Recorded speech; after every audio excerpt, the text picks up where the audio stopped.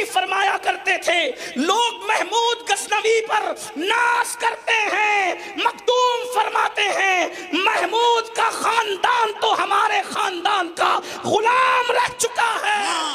اللہ اکبر، محمود غزنوی کا خاندان مخدوم سمنا کے خاندان کا غلام رہ چکا ہے۔ اندازہ فرمائیں جس کے خاندان کے آزاد کردہ غلاموں میں محمود غزنوی جیسے بادشاہ کا خاندان آتا ہے، ایک طرف دنیاوی سطوت یہ ہے کہ اگر وہ خاندان آزاد کر دیں تو محمود غزنوی جیسے بن جائیں، اور اللہ اکبر توجہ فرمائیں دنیاوی سطوت کا عالم یہ ہے، دنیاوی سطوت کا عالم یہ ہے کہ جس خاندان کو غلامی نصیب ہو جائے وہ خاندان بادشاہ بن جائے، اور مذہبی سطوت کا عالم یہ ہے جسے اشرف کی غلامی مل جائے وہ قاضی شہاب الدین دولت آبادی جیسا مفسر بن جائے۔ اب مخدوم صاحب کا علمی مقام سنو۔ جب مخدوم سمنا علیہ رحمہ کے والد نے جو مدارس قائم کیے تھے تو جب مخدوم صاحب بادشاہ بنے تو آپ نے ان مدارس کو بند نہیں کیا، جتنے اخراجات مخدوم صاحب کے والد مدرسوں کے اٹھاتے تھے مخدوم صاحب بھی وہ سارے مدرسے بعد میں خود چلاتے تھے اور وہ سب کا خرچہ اٹھاتے تھے۔ کتنا بڑا محقق ہے جسے اشرف سمنا کہتے ہیں۔ نمبر ایک، غیر منقسم ہندوستان جس کو اکھنڈ بھارت کہتے ہیں، اس میں سب سے پہلے جس نے قرآن کے ترجمے کے لیے قلم اٹھایا ہے اس مفسر قرآن کو مخدوم اشرف جہانگیر سمنانی کہتے ہیں۔ سب سے پہلے قرآن کا مترجم، قرآن مقدس کا ترجمہ کرنے والا غیر منقسم ہندوستان میں جس نے ترجمہ کیا ہے اس کو مخدوم اشرف جہانگیر سمنانی کہتے ہیں۔ نمبر دو، اردو زبان کو جس نے جھولا جھلایا ہے اس کو مخدوم اشرف جہانگیر سمنانی کہتے ہیں۔ اور غیاث اللغت کا حوالہ، غیاث اللغت میں یہ لکھا ہوا ہے کہ اشرفی سونے کے سکے کو کہتے ہیں۔ توجہ، اشرفی سونے کے سکے کو کہتے ہیں۔ اس کو پہلے دینار کہا جاتا تھا۔ کیا کہا جاتا تھا؟ دینار۔ چاندی کے سکے کو درہم، سونے کے سکے کو دینار۔ سونے کے سکے کو دینار سے اٹھا کر جس نے اشرفی نام رکھا تو غیاث اللغت کا مصنف لکھتا ہے کہ وہ بادشاہ اشرف نام کا تھا، اس اشرف نے دینار کو اشرفی بنایا۔ اب ہم نے جب چیک کیا کہ اشرف نام کے بادشاہ نے سونے کے سکے کو دینار کو اشرفی بنایا تو ہم نے تحقیق کی کہ آخر اسلامی کائنات میں اشرف نام کا بادشاہ کون گزرا ہے، تو کم سے کم مجھے کوئی نظر نہیں آیا، اس لیے دماغ نے خیال یہ لایا کہ جس نے دینار کو اشرفی بنایا ہے ہو نہ ہو اسی کو مخدوم اشرف جہانگیر سمنانی کہتے ہیں۔ نعرہ تکبیر، نعرہ رسالت، عرس حضور صوفی ملت، یاد شہیدان کربلا۔ دو جملے پڑھانا چاہتا ہوں۔ لوگ پیسوں کے بدلے بدل جاتے ہیں، لوگ پیسوں کے بدلے بدل جاتے ہیں، اشرف اس کو کہتے ہیں جو پیسوں کو اپنے رنگ میں بدل دیتا۔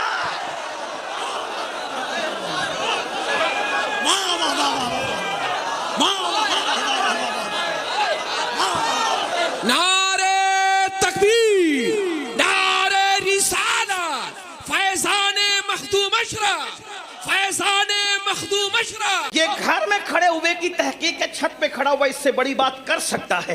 اختلاف کا حق سب کو ہے، یہ کوئی حتمی بات نہیں ہے، لیکن اتنا ضرور ہے تحقیق ضرور کیجئے گا مگر تعصب کی اینک کو ہٹا کر کے کیجئے گا تو آپ کو پتا چلے گا اللہ اکبر کہ اشرف سمنا کس عالم ربانی کا نام ہے۔ اور آپ کو بتاؤں اللہ اکبر ایک بات، کوئی مصنف جب کتاب لکھتا ہے اگر ہند کا ہے تو ہندوستان کی زبان میں لکھتا ہے، اگر سندھ کا ہے تو سندھی زبان میں لکھتا ہے، اگر افریقہ کا ہے تو افریقہ کی زبان میں لکھتا ہے۔ مخدوم اشرف اس عالم ربانی کا نام ہے جو ہند میں تھے تو ہند کی زبان میں کتاب لکھی، عرب میں تھے عرب کی زبان میں کتاب لکھی، ایران گئے ایران کی زبان میں کتاب لکھی، جس ملک میں جاتے تھے مخدوم صاحب اسی زبان میں کتاب لکھ کر اور جیسی ضرورت ہوتی تھی اس ضرورت کے مطابق کتاب پیش کر دیا کرتے تھے۔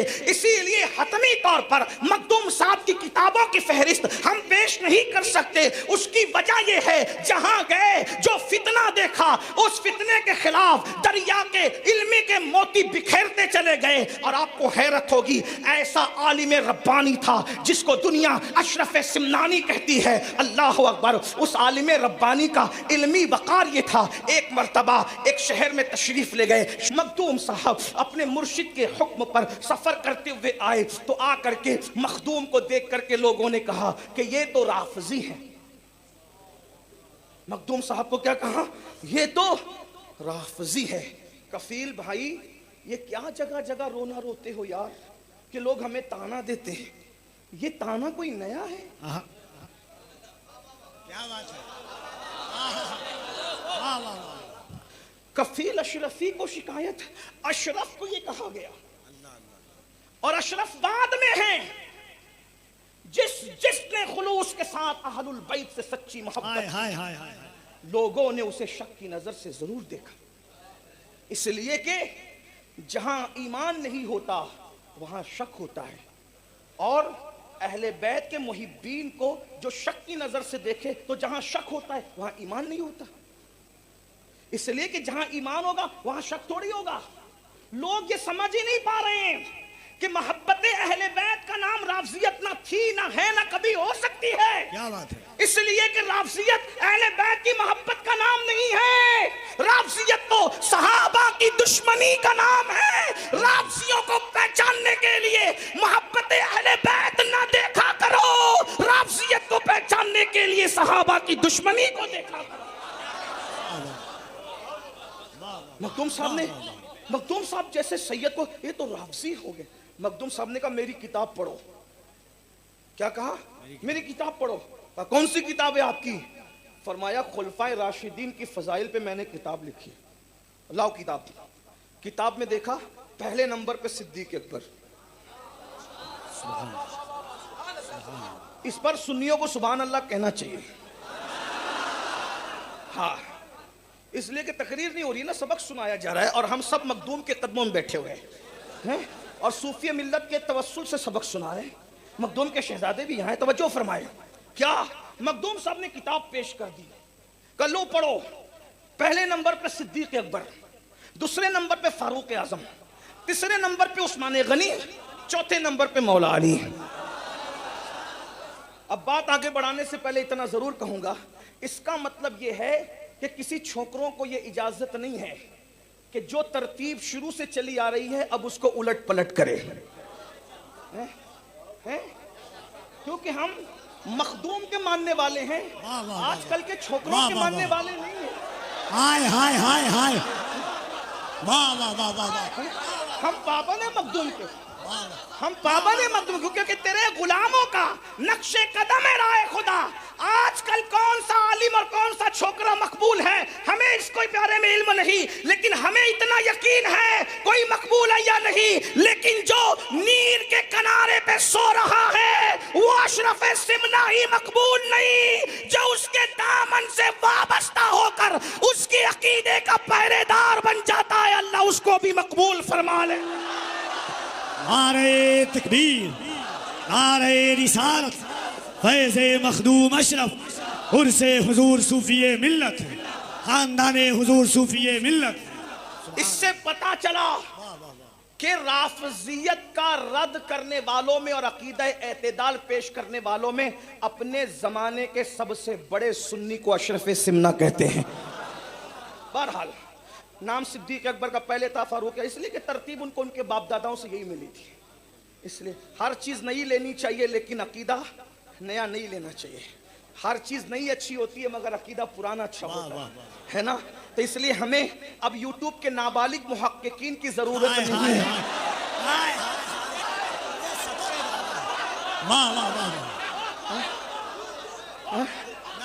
نابالغ کا جواب نہیں ہے. یوٹیوب کے نابالغ محققین کی ضرورت نہیں ہے, ہمارے پاس اشرف سمنا جیسا محقق موجود. عالم اور صوفی کا فرق توجہ ہے, آسان زبان میں سمجھاؤں, حالانکہ تصوف میری فیلڈ نہیں ہے, میں ایک طالب علم ہوں, لیکن توجہ. عالم اور صوفی کا فرق سننا, تھک تو نہیں گئے؟ آخری بات ہو رہی ہے. عالم اور صوفی کا فرق.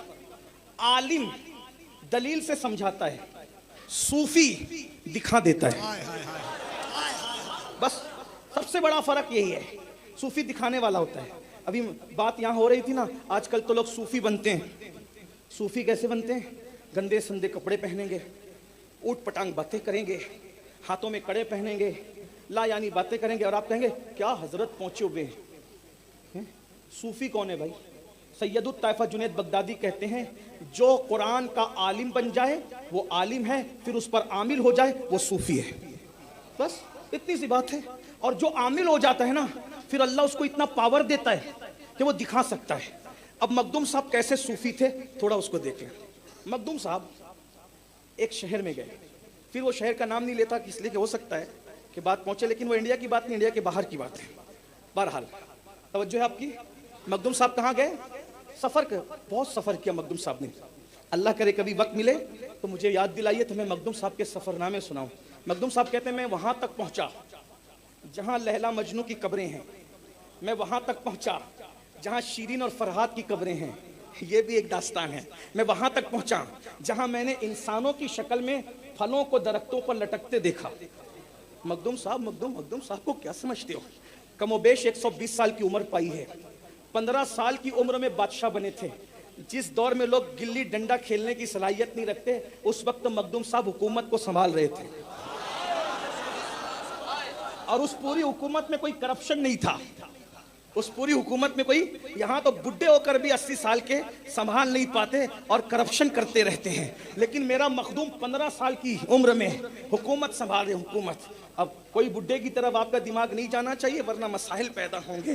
اور میں یہاں کے تناظر میں نہیں کہہ رہا ہوں, میں ہر دور کے تناظر, بڈھے لوگ بڑے خطرناک ہوتے ہیں, کبھی کبھی, ہمیشہ نہیں, کبھی کبھی ہوتے ہیں. ہاں تو وہ بہت مسائل پیدا کرتے ہیں. اچھا وہ ان کا قوت حافظہ بھی بڑا کمزور ہوتا ہے, جھوٹ بہت بولتے ہیں, اور اتنا جھوٹ بولنے میں مہارت رکھتے ہیں, ایسا لگتا ہے کہ جیسے جھوٹ بولنے میں ڈبل PhD کی ہے. لیکن وہ لوگ ہوتے بھائی, وہ لوگ جن کا تعلق قرآن حدیث سے نہیں ہوتا, سب ایسے نہیں ہوتے. اللہ اکبر. سنیے, توجہ سے سنیے. مخدوم صاحب رحمۃ اللہ علیہ 15 سال کی عمر میں حکومت سنبھال رہے تھے. ایک بات اور یاد آ گئی مخدوم صاحب کی بادشاہت پر, پیش کر دوں, پھر میں صوفی کا عنوان پورا ہو جائے گا, لیکن پہلے بادشاہ کی بھی ایک سن لیجئے. جو لوگ تاریخ کے طالب علم میں ان کی توجہ چاہتا ہوں, جب ہلاکو اور چنگیز خان نے حکومت کیا تو اور بلکہ جب جنگ کی, سن لیں, جب ہلاکو اور چنگیز خان نے جب جنگ کی کوئی مقابلے میں نہیں آیا, اور جو مقابلے میں آیا نا اس کو رون ڈالا ان لوگوں نے. مگر یہ بھی تاریخ ہے, ان مغلوں سے, یہ ہلاکو چنگیز خان کی اولاد ہی مغل ہے. یہ جو مرزے جو لوگ ہیں نا, مرزے وغیرہ, ایک تو وہ مرزا تھا جس نے کوئی فائدہ نہیں کیا, امت کا اتنا بڑا نقصان کیا کہ اس نے کہا کہ میں نبی ہوں. میں نے کہا پاگل ہوا ہے, ولی اتنا خوبصورت ہوتا ہے کہ جس کو دیکھ کے خدا یاد آئے, نبی کانا کیسے ہو سکتا ہے؟ ولی اتنا خوبصورت ہوتا ہے جسے دیکھ کر خدا یاد آئے. ہاں, حالانکہ میں اس طرح کی تقریر کرنے کا عادی نہیں ہوں, لیکن مخدوم کے اشارے کچھ اور ہیں کہ یہاں آنے والے روتے ہوئے آتے, مسکراتے ہوئے جاتے ہیں. یہ رونے رلانے کی محفل نہیں ہے, اس لیے کہ مخدوم کی چوکھٹ ہے. روتے ہوئے آتے, روتے ہوئے کوئی جاتا نہیں ہے, ہر شخص مسکراتے ہوئے جاتا ہے. بن مانگے دیا اور اتنا دیا, دامن بھی ہمارے سمایا نہیں, قربان میں ان کی بخشش پر مقصد بھی زباں پر آیا نہیں. بن مانگے دیا اور اتنا دیا, دامن میں ہمارے سمایا نہیں. تو میں سب مرزا لوگ یہاں ہو تو بھائی ناراض نہیں ہونا, سب مرزے ایسے نہیں ہوتے, لیکن وہ مرزا تک قادیان کا بدتمیز, اس نے بڑی گالیاں دی انبیاء کو, اولیاء کو, بزرگوں کو. 12 الگ عنوان ہے. تو عرض یہ کر رہا تھا, یہ مغل انہی کی اولاد میں سے ہے. بعد میں مسلمان ہوئے تو بہت فائدہ بھی پہنچایا, اچھا فائدہ پہنچایا. جنہوں نے اچھا کیا ان کے لیے اچھا, جنہوں نے برا کیا ان کے لیے برا. رسول اللہ کا فرمان ہے, اللہ کے رسول فرماتے ہیں, البر لا یبلا والذنب لا ینسا والدیان لا یموت, اعمل ما شئت کما تدین تدان. جو جیسا کرے گا ویسا پائے گا. تو مخدوم صاحب کا دور ہے, اس دور میں ہلاکو اور چنگیز خان کی اولادوں کا زور ہے, جدھر جاتے ہیں سر کاٹتے ہیں. اور اللہ اکبر, دریائے دجلہ خون سے چاہے وہ لبریز ہو چکا ہے, دریائے دجلہ کا پانی سرخ ہو چکا ہے. مسلمانوں کی کھوپڑیوں پر مینار تعمیر کیے جا رہے ہیں, مسلمانوں کے علمی سرمائے پر, کتابوں پر چاہے وہ دیوانیں چنی جا رہی ہے. ایسے وقت میں ان کو پتا چلا کہ سمنان کی ریاست کا بادشاہ 16-17 سال کا جوان ہے, 16-17 سال کا جوان ہے. بڑے بڑوں کو نگل لیا ان لوگوں نے, بغداد والوں کو پانی پلا دیا, دھول چٹا دیا. اب سمنان کی طرف آنا چاہتے تھے. جب آئے مخدوم صاحب کو ان کے مشیروں نے کہا, سید اصل بات یہ ہے کہ وہ ہلاکو چنگیز خان کی اولادیں اللہ اکبر بڑے بڑے بادشاہوں کو طے کر کے اور ان کو جو ہے وہ برباد کر کے سمنان کا رخ کر رہے ہیں. ایک کام کریں, ان کے مقابلے میں کوئی نہیں ٹک سکا, ہم لوگ بھی نہ ٹک پائیں گے. آپ ایک کام کریں, کیا مشورہ ہے؟ مخدوم صاحب نے 17-18 سال کی عمر تھی, یعنی 25 سال میں تو آپ نے حکومت چھوڑ دی تھی. 15 سال سے شروع کیا, 10 سال کی 25 سال میں, یعنی 15 سے 25 سال کے بیچ کی عمر ہے, اس سے زیادہ تو عمر ہی نہیں. مخدوم صاحب نے کہا میں لڑوں گا ان سے, میں خود لڑوں گا ان سے. سلجوقی تھے, یہ تھے, وہ تھے, بزدلی کی, کیونکہ وہ زنا کرتے تھے, وہ شراب پیتے تھے, وہ جوا کھیلتے تھے. ایک ایک کے حرم میں 50-50 لڑکیاں رکھی تھی, یہودوں کی بیٹیاں, نصرانیوں کی بیٹیاں. میرے حرم میں ایسا کچھ بھی نہیں ہے. میرے حرم میں تو اللہ کے حرم کی روشنی ہے. میرے خون میں خون مصطفیٰ کی رمق ہے. میری رگوں میں علی ابن ابو طالب کا خون ہے. میری رگوں میں سیدہ کائنات مخدومہ کائنات کا شیر پاک ہے. اور جس کی رگوں میں خون علی ہو, شیر بطول ہو, وہ کبھی بزدل نہیں ہو سکتا. بات یاد رکھنا.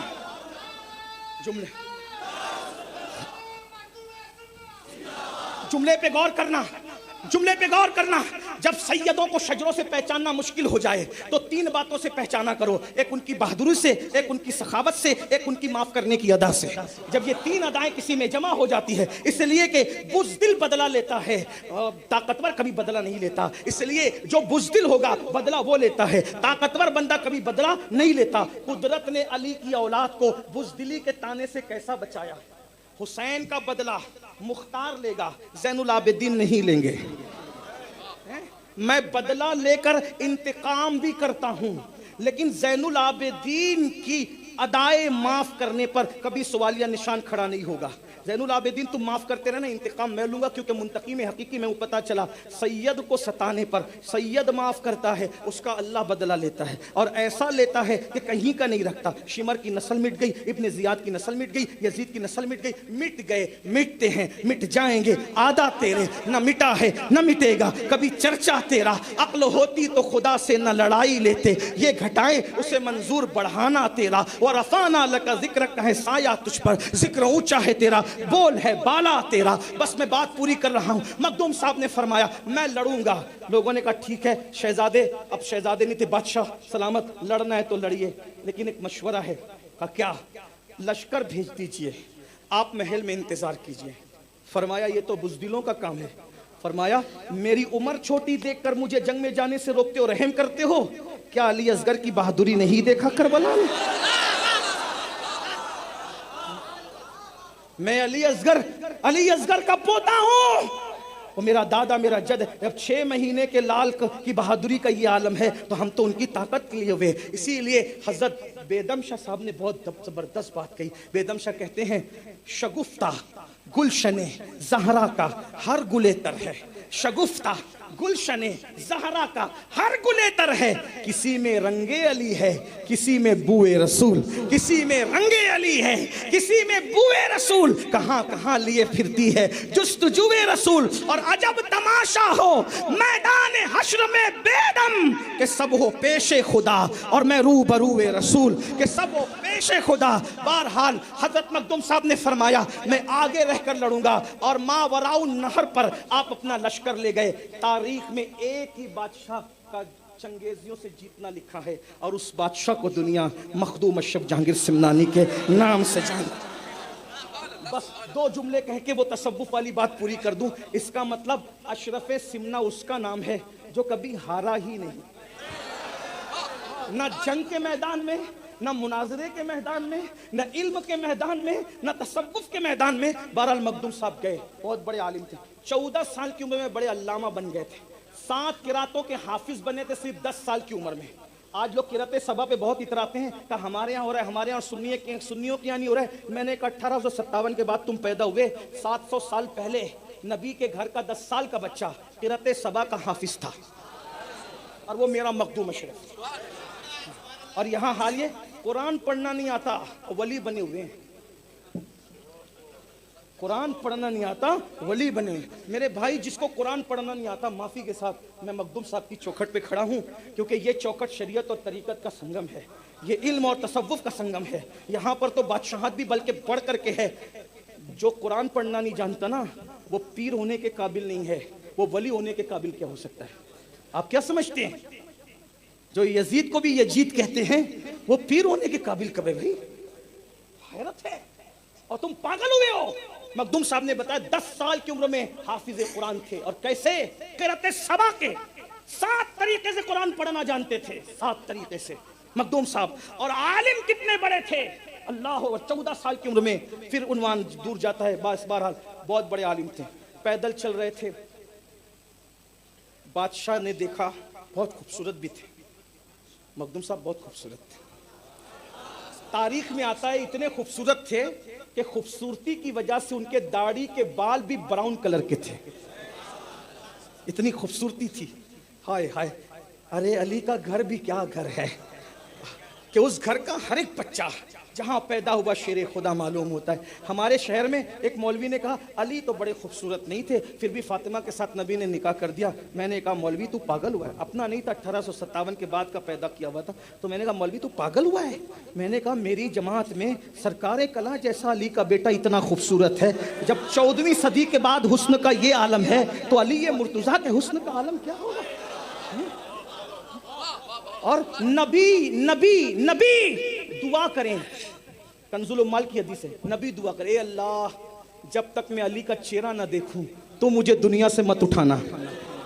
علی کے چہرے میں رکھا کیا تھا. اور ہمارے مرشد آبروئے خاندان برکات شیخ طریقت رہبر راہ شریعت تاج المشائخ مہریرہ مطہرہ کی خانقاہ کے زیب سجادہ, جو پیر خانہ بریلی شریف کا بھی ہے, بدایوں شریف کا بھی ہے, اور حضور شیخ المشائخ سیدی اعلیٰ حضرت اشرفی میاں کا بھی پیر خانہ ہے, اس اعتبار سے کہ وہ شاہ آل رسول احمدی کے خلیفہ ہیں.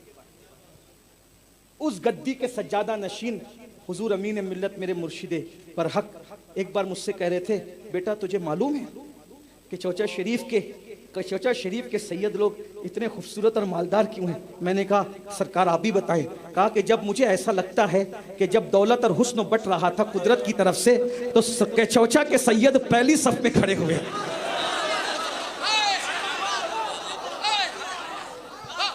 سید تو سبھی سید ہے بھائی, سید تو سبھی سید ہے. میرے مرشد کلندر نے کیا بات کہی. سرکار کلاں کو دیکھو, حضور اشرفی میاں کو دیکھو, آج بھی دیکھو نا چہرے تو دیکھو, آپ نے صوفی ملت کو دیکھتے رہ جائیے. میں نے کہا جب یہ اتنے خوبصورت ہے بابا علی کتنا, اور مخدوم صاحب بہت خوبصورت, مخدوم صاحب بہت خوبصورت ہے. بہرحال بات کر رہا تھا تو ایک بادشاہ تھا, اس بادشاہ نے مخدوم صاحب کو دعوت دی. اس کو پتا چل گیا تھا کہ یہ سلطنت اور حکومت چھوڑ کر آئے. میں بات اینڈ کر رہا ہوں, توجہ ہے آپ کی بھائیو, آپ حسنوں میں کھو گئے ہیں, بات پر توجہ شاید نہیں ہے. مخدوم صاحب کو بادشاہ نے دعوت دی, یہ سلطنت چھوڑ کے نکلیں, حکومت چھوڑ کے نکلیں, پیر کی تلاش میں نکلیں, اللہ کے لیے نکلیں. لوگوں نے اللہ کو چھوڑ کر حکومتیں اختیار کی ہیں, لیکن یہ مخدوم ہے جو اللہ کے لیے حکومت چھوڑ گیا اور بتا گیا کہ حسین پر حکومت کی لالچ کا تانا دینے والوں, جب آل حسین کی بے نیازی کا یہ عالم ہے تو مولا حسین کی بے نیازی کا عالم کیا ہے؟ کیا تخت تاج کی بات کرتے ہو؟ ارے جو نبی کے کندھوں پہ بیٹھتا ہے اس کے لیے بھی کوئی تخت چاہیے, اس سے بڑا بھی کوئی تخت ہوتا ہے. نبی نے اپنے کندھوں پر, مخدوم صاحب کو بادشاہ نے دعوت دی تو چرچا ہوا. ایک عالم ربانی سے ان نسب سید حسینی سید, خوبصورت ہے, ایسا ہے ایسا ہے ایسا ہے ایسا ہے, وہ آیا ہوا ہے. بادشاہ نے دعوت دی ہے, سب علماء کو بھی دعوت ہوئی ہے. تو جو شہر کا قاضی تھا نا, اس کو کچھ زکام سا ہوا. ہمارے ہوتے ہوئے بھی کوئی اتنے بڑے علامہ کے پرچار کرے, اپنے ساتھیوں کی ٹیم کو لے کے آیا. قاضی تھا, بڑا عالم تھا نا وہ, اس زمانے کی بات 600 سال پہلے کی بات تھی. بڑے بڑے لوگ تھے, چیف جسٹس بہت علامہ تھا, بہت بڑے لوگ ہوا کرتے تھے نا. لیکن چونکہ علم تھا, خدا جب حسن دیتا ہے نزاکت آئی جاتی ہے, تو کہا کہ وہ سید کو دعوت دی اور اس کے علم سے متاثر ہو گیا. میں ایسے مشکل سوال کروں گا نا اس سے, توجہ, میں ایسے مشکل سوال کروں گا کہ سید کو رسوا کر دوں گا. توجہ, بس بات اینڈ کو کہیں بھی ختم ہوگی. مفتی صاحب بات آپ میری طرف دیکھیں, ہاں بات کہیں بھی ختم ہو سکتی ہے. توجہ, قاضی سے برداشت نہ ہوا میرے ہوتے ہوئے اس سید کے علم کا اتنا گرگرا اور اتنا کس طریقے سے شہرت, اس کو رسوا کر دوں گا, رسوا کر دوں گا, اس کو رسوا کر دوں گا. یاد رکھنا, میں تو لوگوں کو مشورہ دیتا ہوں, کبھی زندگی میں سید سے مت لڑنا. اگر وہ خود سے لڑنے کے لیے آئے نا तो खुद ही लेट जाना कि भाई पैर रख दो चलो, हैं? फायदा क्या होगा? जो इनसे लड़ने जाते हैं वो यजीद बन जाते हैं, और जो इनके सामने सीने बिछा देते हैं उन्हें सैयदुत ताइफा बना दिया जाता है। इनसे कभी जीतने की कोशिश नहीं करना। बहरहाल वो बैठा, मैं उससे सवाल करूंगा, इतना करूंगा जवाब नहीं दे पाएगा वो। मखदूम साहब फिर वो आलिम भी थे और सूफी भी थे। आलिम समझाता है और सूफी दिखाता है। सब जाकर बैठ गए, एक से एक सवालात सबके दिमाग में, इधर से पूछेंगे, उधर से पूछेंगे, उधर से पूछेंगे। काजी ने कहा रुसवा करेंगे, सवाल पूछेंगे। मखदूम साहब जैसे ही गए और जाने के बाद मखदूम साहब ने यूं किया ऐसे, कहा काजी साहब अशरफ से सवाल पूछना चाहते थे ना, किस अशरफ से पूछना है पूछ लो। ऐसे करके मैं समझाने के लिए कह रहा हूं, क्योंकि किताब और खिताब में फर्क होना चाहिए, वरना बात कैसे समझ में आएगी। काजी के सामने जाकर खड़े हो गए, काजी साहब आप अशरफ से सवाल, मुझसे नहीं अशरफ से सवाल करना चाहते थे ना, किस अशरफ से पूछना चाहते हो सवाल पूछ लो। काजी उठा, कदम पकड़े, का सरकार माफ कर, सरकार माफ कर दीजिए, मैं समझ ना पाया था, मुझे माफ कर दीजिए। जब माफी मांगा तो कहा आइंदा नहीं टकराना, आइंदा झगड़ा नहीं लेना, ठीक है जाओ माफ किया। तो साथियों ने पूछा क्यों कदम पकड़ा? बोले तुम्हें क्या पता, जब ऐसे किया ना तो एक अशरफ नहीं था, हजारों अशरफ दिख रहे थे, और मुझसे किससे पूछना है पूछ ले, एक नहीं हजारों थे, मैं किस किस से सवाल करता, क्योंकि मेरे सवाल दर्जनों थे, जवाब देने वाले चेहरे हजारों नजर